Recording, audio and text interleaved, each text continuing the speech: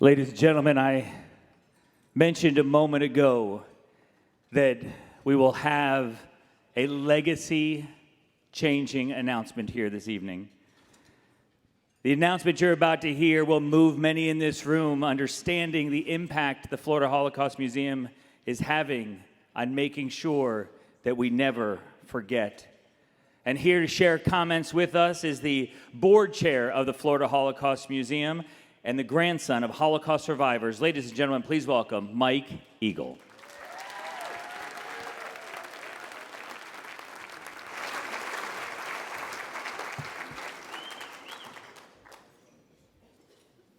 Anti-Semitism is a light sleeper, isn't it? While it's sleeping, we're sometimes lulled into a false sense of security. Jews have enjoyed periods of comfort and stability, times when we feel safe being openly Jewish while receiving what everyone deserves, acceptance as full and contributing members of society. Over thousands of years, though, we've learned that those times never last. The sleeping monster always wakes up. On October 7th, Hamas was that monster. By the next day, the museum was flooded with media requests. In one interview, a reporter asked me, in good faith, to share my thoughts on how to help the public understand why the murder of 1,200 Jews should matter to them. The question itself was sad, but the part that hit me the hardest was the fact that it had to be asked. Wiesel said, "Human suffering anywhere should concern people everywhere." And I try to channel him at times like these.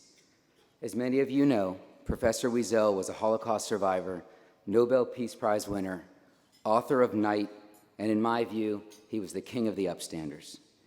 He spent his life helping people to realize that the lessons of the Holocaust are relevant today, chief among them our collective moral responsibility to never look away from evil. As more news of the carnage arrived, the stories my grandparents told me about the Holocaust came to life in front of my eyes. I could stand here and share stories from that day. I could talk about nauseating crimes of murder, mutilation, kidnapping, rape. I could give you examples of perpetrators and of upstanders, but I won't, because on October 8th, the lightly sleeping monster woke up here too. After the largest massacre of Jews since the Holocaust, anti-Semitic incidents in America tripled. In America. It came fast, and it's been intense.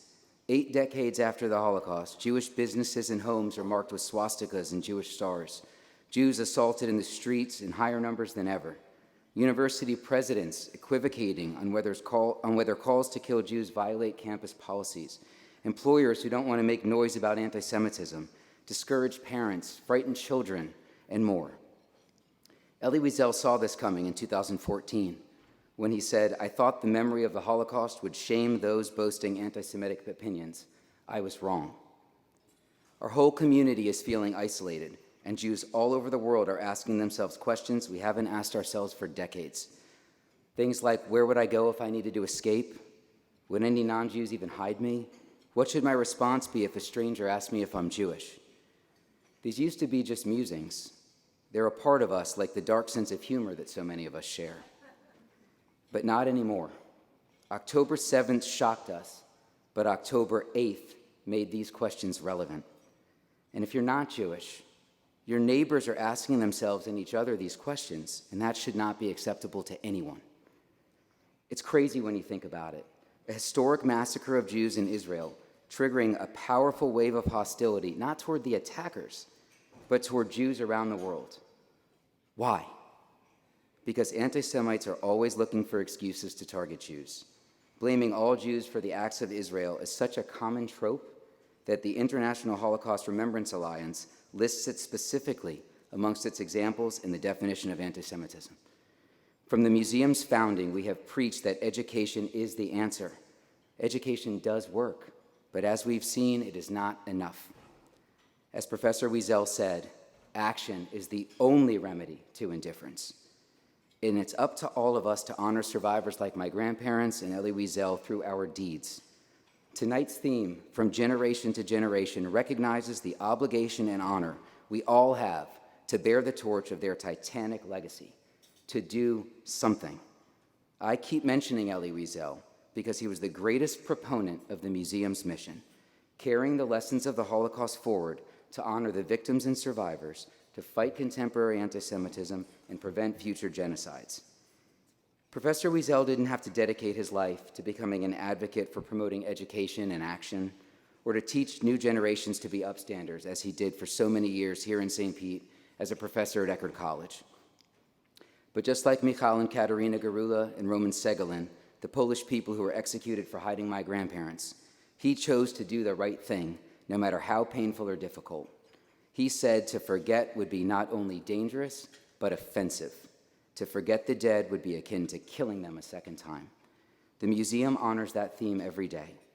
It exists to ensure that we never forget the victims, the survivors, those who helped people survive, and what they stood for. They will not die a second time. If I'm here and you're here, then they are here.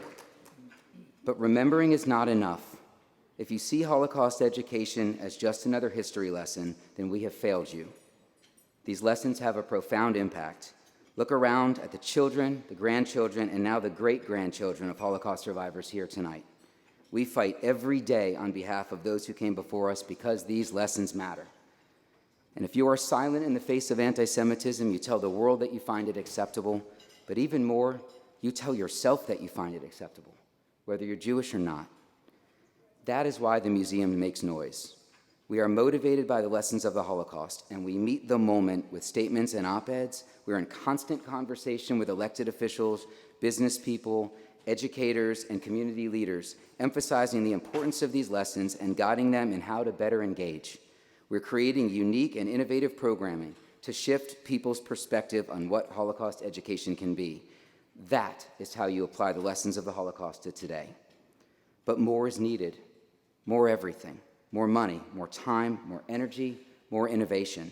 We will continue to call on everyone to step up to take action now, however they can. The museum is well positioned to carry out its mission because we know that yesterday's methods alone will not get the job done. And if you're thinking we're going to slow down, you have another thing coming. Because tonight, I'm here to announce that our museum is about to spread that message with a louder voice than ever before.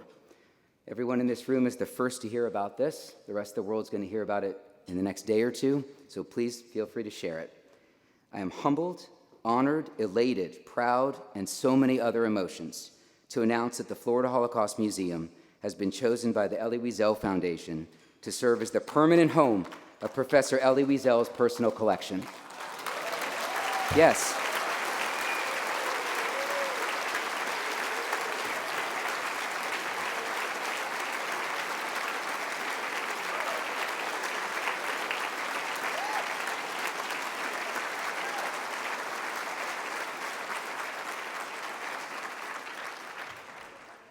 We're excited too. Elisha Wiesel, Professor and Mrs. Wiesel's son, represents that future. He has continued his father's work, speaking around the world and writing tirelessly in support of human dignity. Although he could not be here tonight, Elisha was eager to share his excitement with all of us. No one can be more articulate than him, so I'm not even going to try. Ladies and gentlemen, via video, Elisha Wiesel. Dear friends of the Florida Holocaust Museum, thank you for the powerful work you are doing for the Florida community, for the Jewish people, and for the sacred memory of the 6 million. After my father passed in 2016, I knew that we wanted to make his archives and artifacts available to the world through an institution with whom we could build a partnership based on trust and shared ideals. After more than a year of discussion, my family and I believe we have found that partnership with the Florida Holocaust Museum.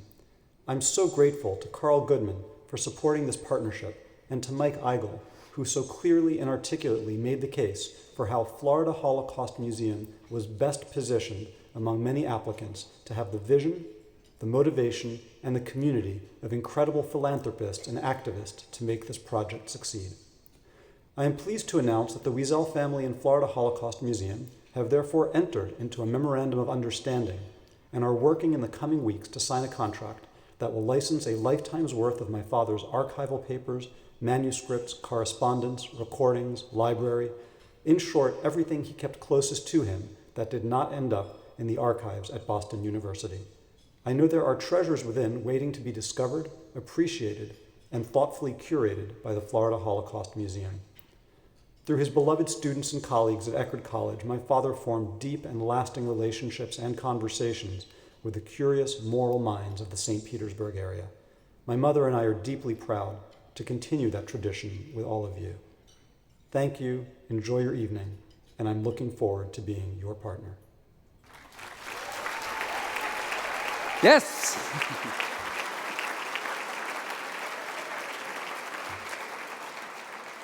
This is truly a generational gift, and we cannot wait for the world to experience its impact.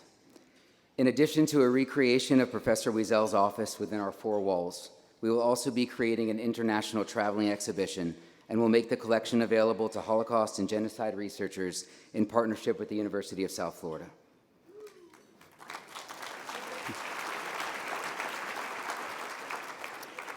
Like the man himself, the Wiesel collection will be a beacon of hope and a catalyst for action. Through its innovative methods, the museum will use Professor Wiesel's voice to ensure that his legacy will always remain relevant, and that is our victory.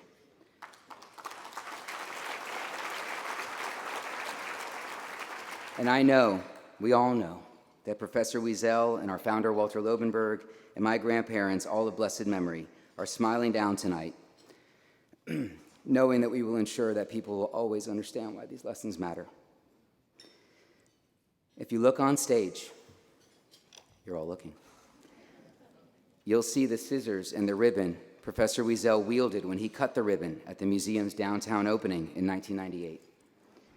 And it's so fitting that his life and work will now catalyze the next big step in our organization's history.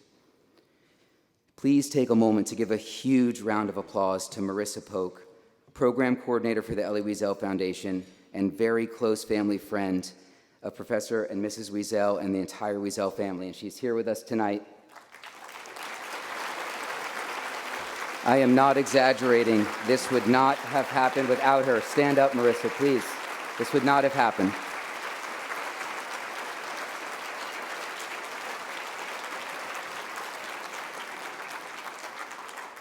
I want to share just one more lesson from my grandparents and the Jewish people. There's a very important distinction between optimism and hope. Optimism is believing that things will get better. Hope is believing that if we work hard enough together, we can make things happen. But hope is not a strategy. It must be coupled with action. So I ask all of you to embody those words tonight and every day of your lives going forward. You do not need to be an optimist, but you should never give up hope. We can't do what we do without all of you. So as we head into the fundraising part of the program, I just want to say thank you, thank you, thank you, thank you for helping us keep these lessons at the forefront of the world. Thank you. Ladies and gentlemen, Mike Eagle.